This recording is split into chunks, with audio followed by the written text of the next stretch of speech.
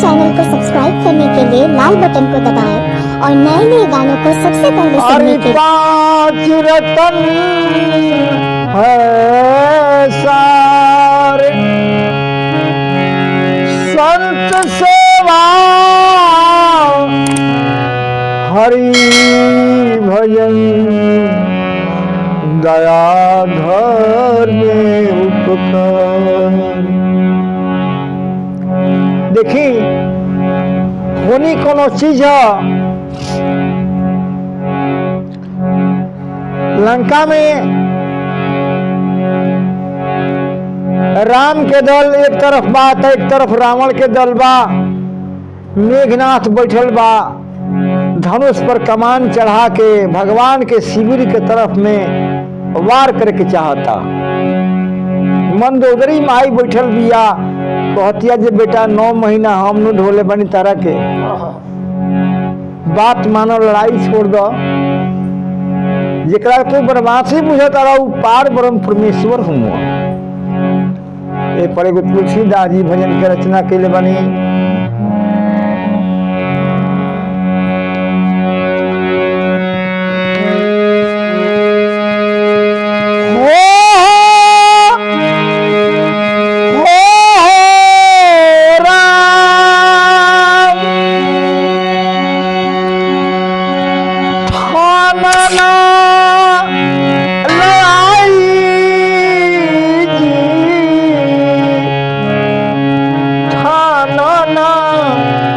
अरे लड़ाई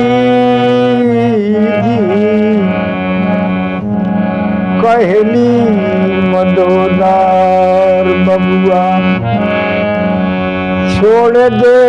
लड़ाई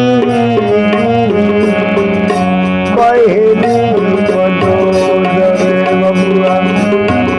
छोड़ दे लड़ाई कहली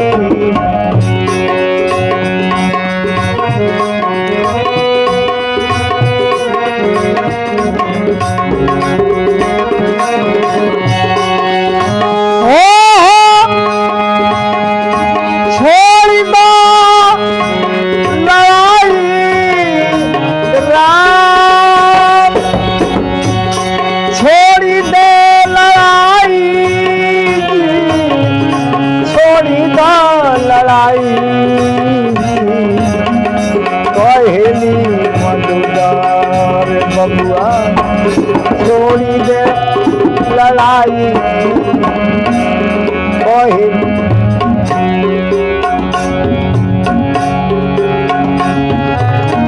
तोहरे पिता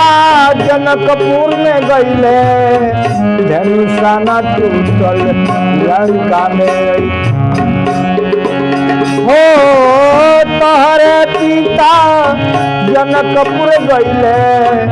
धनुषाना टूटल लंका में। तोहरे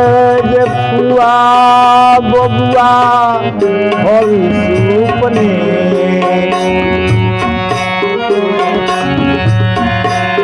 तोहरे जे बबुआ फुआ भविष्य रूपने हो राम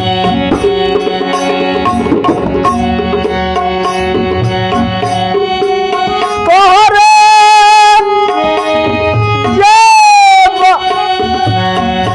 अरे हरि सुपने देखा वीर लक्ष्मणा जी से नचिया कटाई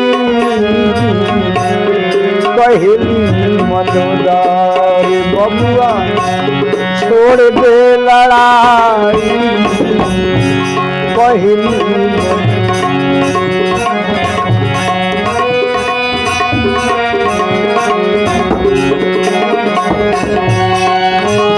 राम हो राम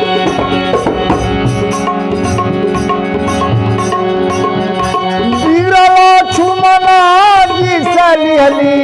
नकिया कठाई कहली मधुदार बबुआ छोड़ी दे लड़ाई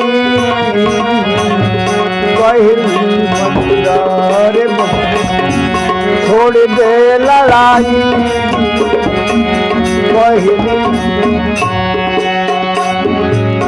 कहली तीर कमान चढ़ा के मेघनाथ बैठल बरूब जमाई हो तीर कमान चढ़ा के मेघनाथ बैठल बरूब जमाई ये बात वीर वैसन राम के दल ये बात वीर वैसन राम के दल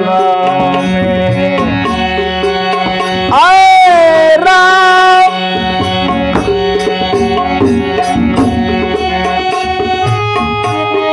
के बात वीरा के बात वीरा के बा वीरा वैसन राम जी के गल में सन्मुख करी है लड़ाई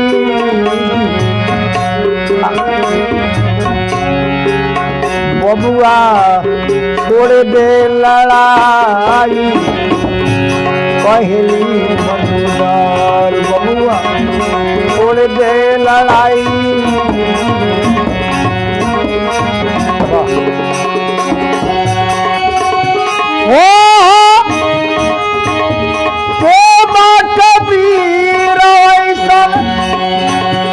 राम जी के दल में सन्मुख करी है लड़ाई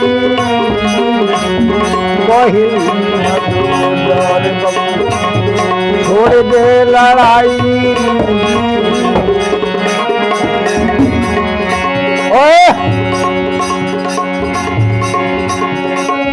इतना बात जब सुननी प्रभु जी धनुष बाण चढ़ाई हो इतना बात जब सुननी प्रभु जी धनुष बाण चढ़ाई मारत बाण भुजा कटी गई राम मारते अरे बाड़ा भुजा कटी गई सिरवा गिरला जावा बैठी रघुराई कहली मनोदर बबुआ छोड़ दे लड़ाई कहली गाय का गोबरा से अंगना लिपाई चौका चमन चिकाई हो गाय का गोबरा से अंगना लिपाई चौका चमन तुलसी हरिदास आस चरण के राम